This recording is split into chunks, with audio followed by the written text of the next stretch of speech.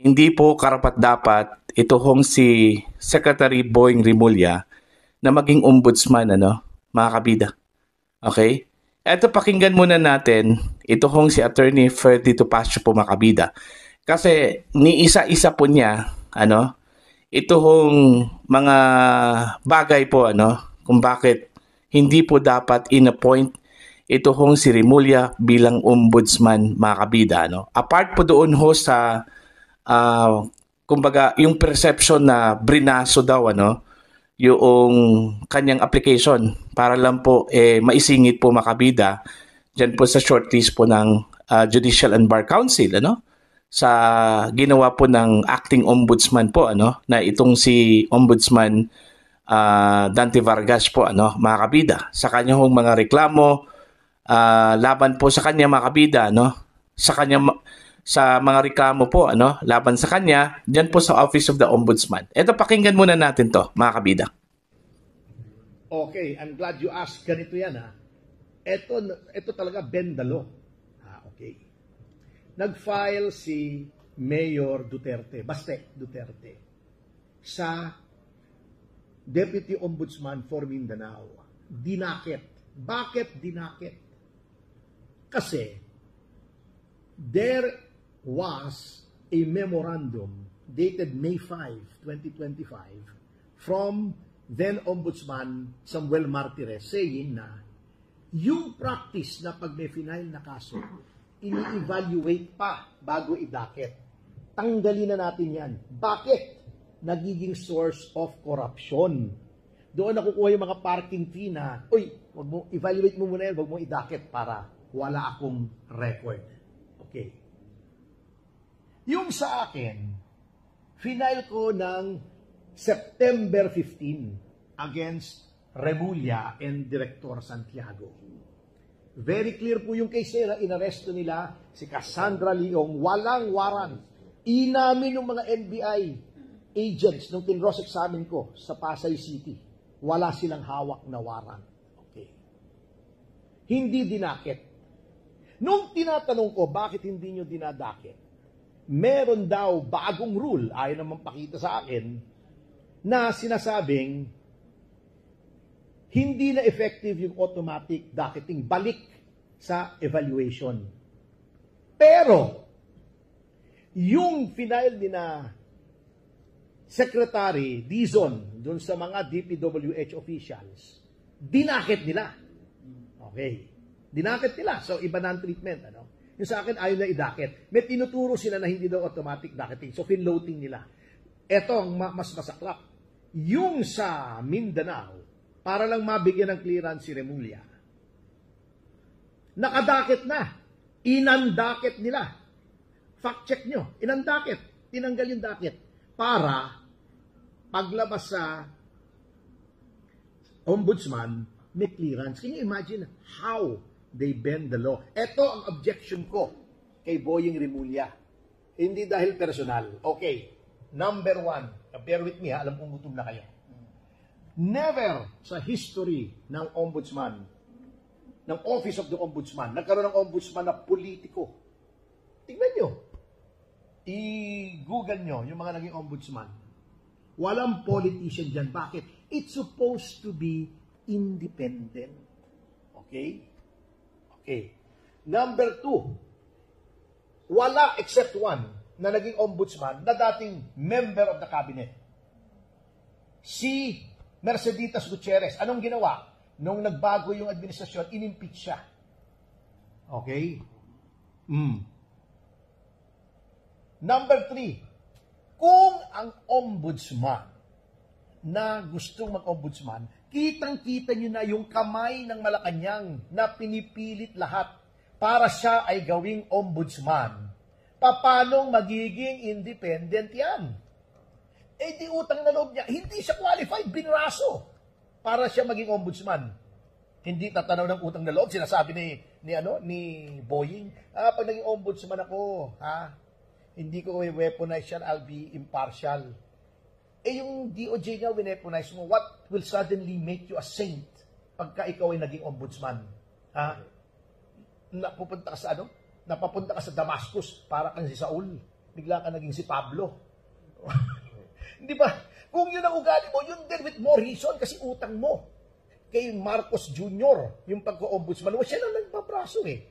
Remember noon, may gustong i-appoint si GMA na justice. Wala sa shortlist ng JBC. Pinilit niya. Uy, lagay niyo sa shortlist. Pumalag ang JBC. Hindi na namilit si GMA. That was as far as someone else, a former president, went in trying to get yung preferred nominee niya. Pero nung pumalag ang JBC, ayaw na niya. Eto, anong ginawa nung Brad ni Remulla, si Kiko Pangilinan na member ng JBC? Ipinaurong niya yung deliberation ng issue shortlist. Bakit? Para makakuha ng clearance si Remulla. Para magkaroon ng time na i-dismiss yung kaso ni Amy Marcos. Kita nyo how they manipulate it. Then, independent ka. Kung si Kiko Pangilinan na may kaso, yun ang naging responsible, kaya naurong yun at naging ombudsman ka. Kung si John Vic Remulla nagkakaso, kung yung anak mo na public official sa Cavite Province magkakaso, kaya walang politician nilalagay dyan, kapartido mo. Never nagkaroon ng politiko dyan, lalagyan mo ngayon. Yun ang fundamental na objections namin kay Remulla. Ang ombudsman, ang huling sumbungan ng bayan, iko-compromise mo pa yung integrity, wala na natira. Korte Suprema na lang. DOJ, political yan. Ombudsman dapat independent by its charter, by the intention of the Constitution. Gagawin mong compromise ang leader bata mo.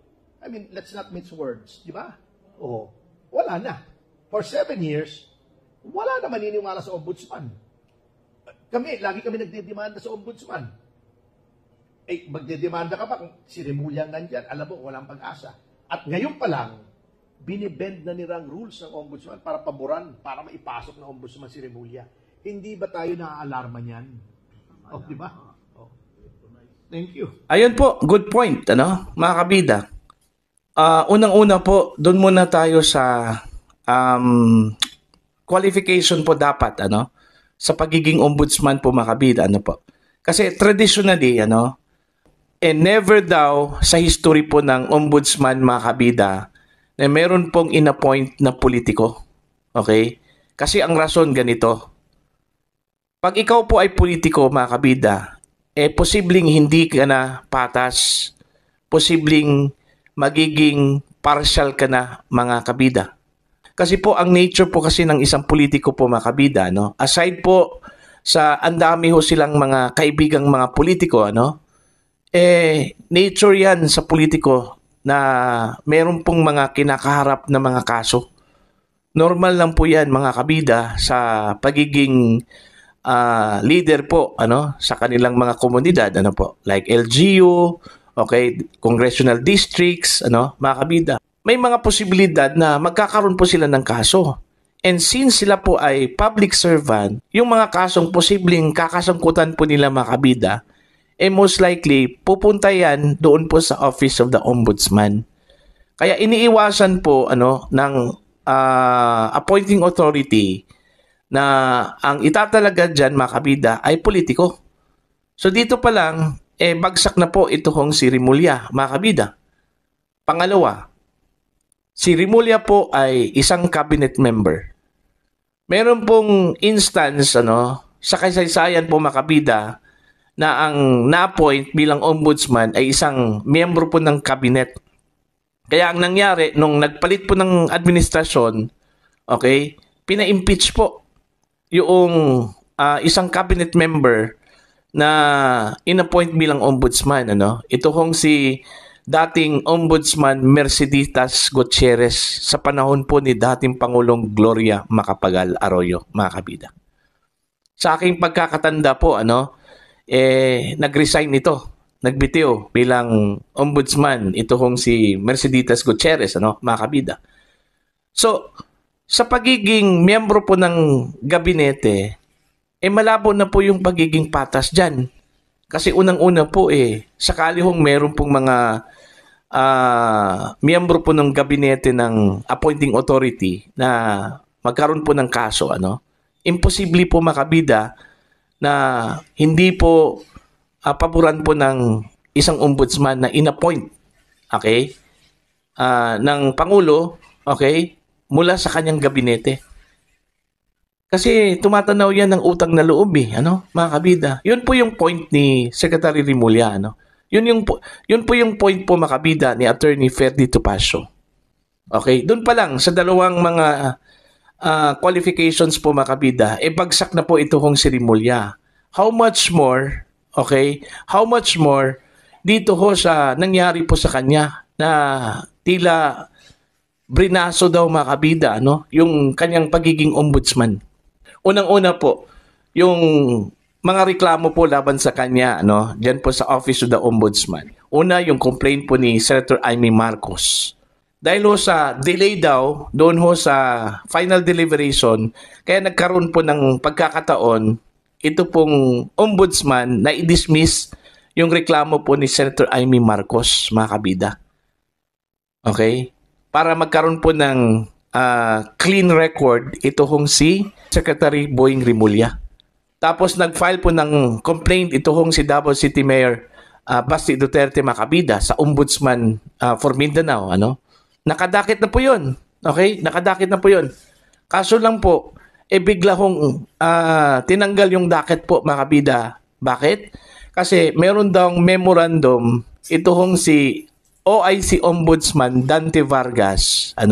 Kung saan po sinuspend mga kabida yung memorandum po ni dating Ombudsman Samuel Martires noong May 2025. Kung saan po ay bawal na po daw yung automatic docketing. Okay? Yung docketing system. Sinuspende yon mga kabida. Kaya yung complaint na isinampa po ni Basti Duterte mga kabida, nawala po ng saysay. Okay?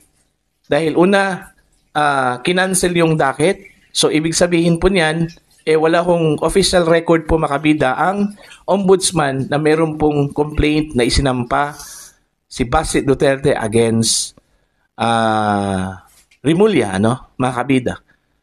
So, yun yung rason po kung bakit nagkaroon po ng certification o clearance ito pong si Remulla. So doon pa lang malinaw daw mga kabida according to Attorney Topacio na brinaso talaga ito hong application po ni Remulla para lang po maisingit po doon ho sa short list ng Judicial and Bar Council. Kaso lang po ang dami hong pumuna po dito sa JBC mga kabida. Nung time po ni Gloria daw kung saan po ay kumbaga meron daw isiningit ito hong si dating Pangulong Gloria Macapagal Arroyo na isang nominee diyan po sa shortlist sana ng JBC, pumalag daw itong JBC. Okay? So hindi po pinilit po ni Gloria Tinigilan po ni Gloria na isingit yung kanyang manok sa pagiging justice daw mga kabida. See? Kung ikukumpara po natin ngayon sa JBC po ngayon, ginawa po ba yon ng JBC mga kabida? Nung pilit pong isiningit ito hong si Justice Secretary Remulla sa shortlist dahil lang po doon ho sa clearance na inisyu po ng Office of the Ombudsman na alam naman po siguro ng JBC mga kabida na meron pong problema ho ito hong si Remulla diyan po sa opisina po ng Ombudsman. Mayroon pong mga complaints na naisampa po dyan, mga kabida. Sana nag-investigate po itong JBC bago ho nila tinanggap yung certification or clearance, mga kabida. Wala Kaya mayroong impression tuloy, mga kabida, na itong JBC daw, nabraso din. Kaya yun yung nangyari po. Naisingit itong pangalan ni Remulla sa shortlist. Kumbaga, na-beat po ni Remulla yung deadline po mga kabida. Supposedly yung final deliberation, yung schedule po niya is a 6 sana Pero 5 pa lang, nagkaroon na daw ng deliberation. Kasi yung 5 is Sunday 6 is Monday, mga kabida. Yun yung, yun yung schedule Diba? Na-postpone yung supposedly deliberation sana, final deliberation last September 19. At ito po ay minove po mga kabida sa October 6. Pero sa 5 pa lang, nagkaroon na po ng final deliberation. Okay? Posible para po maihabol po sa Monday, ano? Kung sakali hong magkaroon po ng shortlist, ibibigay po sa Pangulo at mai-announce po makabida, no? Sa Monday. Kaso lang, hindi po nangyari yon. Okay? Tuesday na po, na-announce po makabida ng Malacanang na mayroon na pong napili si Pangulong Ferdinand Bongbong Marcos at ito po ay si Justice Secretary Boying Rimulya, mga kabida. Okay? So yun yung mga flaws, ano? Kung bakit po dapat hindi po si Boying Rimulya ang itatalaga po na ombudsman, mga kabida. Pero wala na po tayong magawa dyan, ano? Kasi kagustuhan po yan ng Malacanang eh. Yun po yung gusto po ng Malacanang, mga kabida. Sa umpisa pa lang, ano? Kaya hinayaan po nilang kumandidato ito kung si Boying Rimulya bilang ombudsman. Sa kabila po na siya ay secretary na po ng Department of Justice, mga kabida. Okay? Yun talaga yung design. Ano? Kailangang italaga si Rimulya sa ombudsman by hook or by crook. Ganun lang po yun. Kaya nga yun, lumabas na po yung haka-haka po, mga kabida. Ano? Na ang target talaga dito, ito hong si Vice President Sara Duterte, dahil sa pronouncement po, mga kabida, ni Rimulya po kahapon, na unang-una po nilang silipin ito kung salin po ni Sara Duterte kung mayroon pong irregularidad, ano, mga kabida. Dahil sa issue po ng confidential funds. Alright? So, malinaw na po, ano, na yung mission ni Rimulya ay si Sara Duterte, mga kabida. Kasi threat kasi itong si Sara Duterte sa 2028 elections ano? Presidential elections po, mga kabida. Kaya nga siguro ayaw po ng administrasyong ito na mananalo ito kung si Sara Duterte. Bakit? Kasi pag once mangyayari po yan, mga kabida, tapos na po yung boxing, ano? Yung career po ng mga opisyal po ngayon sa kasalukuyang administrasyon na naging parte po, ano, sa miserabling buhay po, mga kabida, ng mga Dutertes. Posible ho silang balikan po, ano, ng vice presidente, mga kabida. Kung sakali hong mananalo po ito bilang presidente po ng Pilipinas.